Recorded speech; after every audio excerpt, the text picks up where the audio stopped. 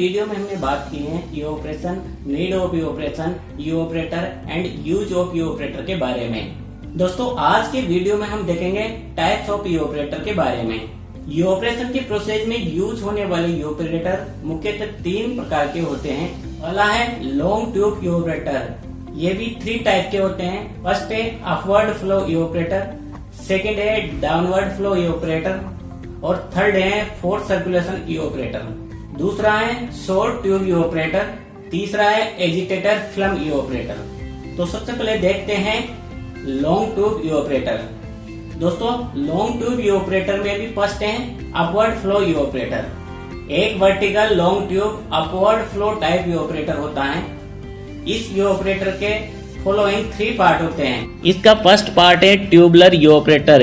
ये एक heat exchanger type part होता है। इसमें लॉन्ग वर्टिकल ट्यूब लगी होती हैं। इसके सेल साइड में लिक्विड को इवैपोरेटेड करने के लिए स्टीम का फ्लो करवाते हैं। वह 3 लिक्विड ट्यूब साइड में फ्लो करता है। ट्यूब का दाया 1 से 2 इंच व लेंथ 10 से 32 फीट की होती है। इसका सेकेंड पार्ट है वेपर लिक्विड सेपरेटर। इसमें एक वेपर लिक्विड सेपरेटर होता है जहां एंट्रेंड लिक्विड को वेपर से सेपरेट किया जाता है। थर्ड पार्ट है रिटर्न लेग। इसमें थिक लिक्वायर का फ्लो होता है। जब प्रोसेस सर्कुलेशन में यूज की जाती है तो रिटर्न लेग का यूज किया जाता है। इसमें लिक्विड 2 पार्ट में डिवाइड हो जाता है। एक पार्ट ट्यूबुलर एक्सचेंजर में चला जाता है और सेकेंड थिक प्रोडक्ट के रूप में प्राप्त होता है। दोस्तों अब इसकी वर्किंग प्रिंसिपल देखेंगे। इस प्रकार के इवैपोरेटर में फीड को ट्यूबुलर एक्सचेंजर की ट्यूब साइड में देते हैं व स्टीम सेल साइड में देते हैं। फीड का मूवमेंट ट्यूब में अपवर्ड होता है, अतः इसे क्लाइंबिंग फिल्म टाइप इवैपोरेटर कहते हैं। डाइल्यूट फीड इवैपोरेटेड रिटर्न लिक्वायर के साथ सिस्टम में एंटर करता है जहां इसकी इवैपोरेशन की प्रोसेस होती है। इसमें इवैपोरेटर के टॉप पर वेपर लिक्विड का मिक्सर प्राप्त होता है जिसे सेपरेटर में ट्रांसफर कर दिया जाता है। सेपरेटर में बनने वाली वेपर को बायोंसी फोर्स के द्वारा ऊपर की ओर बहते हैं वो सिस्टम से बाहर कर दी जाती हैं। रेस्ट सॉल्यूशन को रिटर्न लेग द्वारा पुनः इवैपोरेटर में भेजा जाता है जिसका एक पार्ट तो कंसंट्रेट सॉल्यूशन की फॉर्म में प्राप्त कर लेते हैं व रेस्ट पार्ट को प्रेस फीड के साथ इवैपोरेटर में भेजते हैं।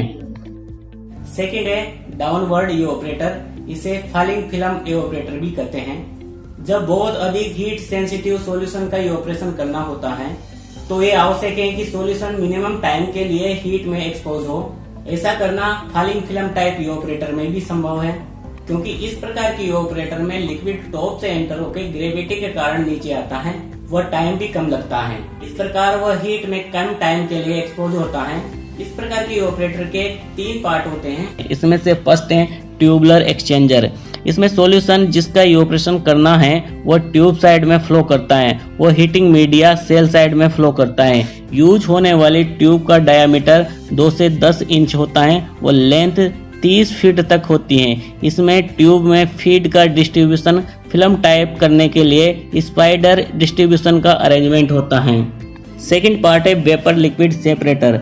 बनने वाली वेपर को लिक्विड में से सेपरेट आउट करने के लिए वेपर लिक्विड सेपरेटर का यूज किया जाता है जिसमें वेपर को टॉप से बाहर निकाल देते हैं वो बॉटम से प्राप्त लिक्वायर को रिटर्न लेग द्वारा रिसाइकल करते हैं। थर्ड पार्ट है रिटर्न लेग। इसका यूज प्रोसेस के सर्कुलेशन कंडीशन में होने पर किया जाता है जिसमें लिक्विड फ्लो को उसका एक पार्ट ट्यूबुलर एक्सचेंजर में प्रेस फीड को रिसाइकल कर देते हैं और एक पार्ट थिक लिक्वायर के रूप में प्राप्त कर लेते हैं।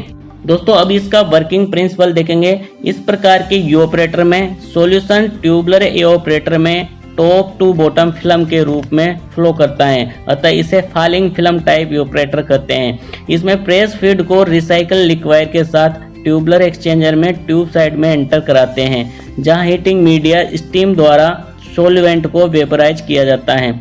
ये वेपर लिक्विड का मिक्सचर एक्सचेंजर में ग्रेविटी के थ्रू नीचे आता है जहां वेपर लिक्विड सेपरेटर में इसे भेजा जाता है और वहां पर वेपर तो टॉप में डिस्चार्ज कर देते हैं तथा कंसंट्रेट लिक्विड को रिटर्न लेग में भेज देते हैं जहां इसका एक पार्ट कंसंट्रेट लिक्वायर के रूप में प्रोडक्ट प्राप्त कर लेते हैं व रेस्ट पार्ट को प्रेस फीड के साथ एक्सचेंजर में रिसाइकल करते हैं। इस प्रकार के इवैपोरेशन में मेन प्रॉब्लम लिक्विड का ट्यूब में फिल्म टाइप में फ्लो कराना है जिसके लिए इसके टॉप में स्पाइडर डिस्ट्रीब्यूटर लगे होते हैं जो सॉल्यूशन का फ्लो फाइलिंग फिल्म टाइप कराते हैं। थर्ड है फोर्स सर्कुलेशन यूऑपरेटर। नेचुरल सर्कुलेशन में यूऑपरेटर के अंदर लिक्विड 0.3 से 1.2 मीटर प्रति सेकंड स्क्वायर की रेट से होता है और ये लाइनर वेलोसिटी जैसे जैसे वेपर ट्यूब में बढ़ती जाती है वैसे वैसे रेट ऑफ हीट ट्रांसफर बढ़ता जाता है। लेकिन विस्कोस लिक्विड के केस में ओवरऑल हीट ट्रांसफर लो होता है, जिसे बढ़ाने के लिए लिक्विड को ट्यूब में हाई वेलोसिटी पर एंटर कराया जाता है। इसलिए विस्कोस लिक्विड एयर सॉल्यूशन को कंसंट्रेट करने के लिए फोर्स सर्कुलेशन टाइप यूऑपरेटर का यूज किया जाता है, जिससे फीड को हाई वेलोसिटी पर भेजने के लिए सेंट्रीफ्यूगल पंप का यूज किया जाता है। इस टाइप के यूऑपरेटर के 3 पार्ट होते हैं। उसमें से फर्स्ट है ट्यूबुलर हीट एक्सचेंजर। इस प्रकार के यूऑपरेशन के लिए 1 से 2 पासेज और 2 से 4 passes and shell and tube heat exchanger का यूज किया जाता है, जिसके ट्यूब साइड में विस्कोस लिक्विड को सेंट्रीफ्यूगल पंप के द्वारा फोर्सली एंटर कराया जाता है। इस हीट एक्सचेंजर में heating media steam shell side में प्रोवाइड की जाती है। इसका सेकेंड पार्ट है सेंट्रीफ्यूगल पंप।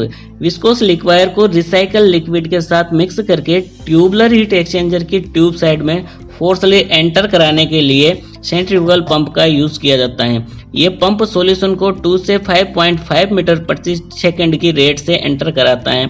ये ट्यूब सफिशिएंट हीट के अंडर होती हैं ताकि ट्यूब में लिक्विड की बॉइलिंग ना हो। थर्ड पार्ट है वेपर लिक्विड सेपरेटर। इसका यूज बनने वाली वेपर को लिक्वायर में से सेपरेट आउट करना होता है। इसमें थिक लिक्वायर को डाउन टेक पाइप द्वारा प्राप्त करते हैं, जिसके एक पार्ट को थिक लिक्वायर के साथ प्राप्त कर लेते हैं, वो रेस्ट को रिसाइकल कर देते हैं। दोस्तों इसका वर्किंग प्रिंसिपल देखते हैं। इस प्रकार के यूऑपरेटर में सॉल्यूशन को रिसाइकल थिक लिक्वायर के साथ मिक्स करके सेंट्रीफ्यूगल पंप द्वारा हाई वेलोसिटी पर ट्यूबुलर एक्सचेंजर की ट्यूब साइड में भेजते हैं। हीट एक्सचेंजर में ट्यूब इतने अंडर स्टैटिक प्रेशर पर होती हैं कि जो लिक्वायर ट्यूब के अंदर एंटर होता है वह ट्यूब में बॉइलिंग ना हो। हीटेड सॉल्यूशन हीटर में वेपर लिक्विड सेपरेटर की ओर जाता है तो स्टैटिक हेड प्रेशर रिड्यूस होने के कारण ये सुपर हीटेड हो जाता है। वेपर लिक्विड के मिक्सचर को वेपर स्पेस में डिफ्लेक्टर प्लेट में टकराते हैं, जिससे लिक्विड ड्रॉप में बदल कर नीचे की ओर आ जाता है। वह वेपर टॉप में एग्जिट हो जाता है तथा इसे कंडेंस कर लेते हैं। जो लिक्विड सेपरेटर से विड्रॉ किया जाता है उसके एक पार्ट को कंसंट्रेटेड लिक्विड की फॉर्म में प्राप्त कर लेते हैं।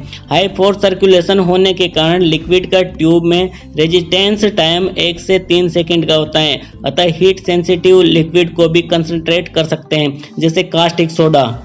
दोस्तों आज के वीडियो में बस इतना ही। यूऑपरेटर के नेक्स्ट पार्ट को अगले वीडियो में देखेंगे। Short tube evaporator and agitator film evaporator. दोस्तों आज का वीडियो कैसा लगा, वीडियो को लाइक एंड कमेंट करके बताइए। अगर आपने अभी तक हमारा चैनल सब्सक्राइब नहीं किया हो तो ऐसी यूजफुल वीडियो के लिए चैनल को सब्सक्राइब करना ना भूलें।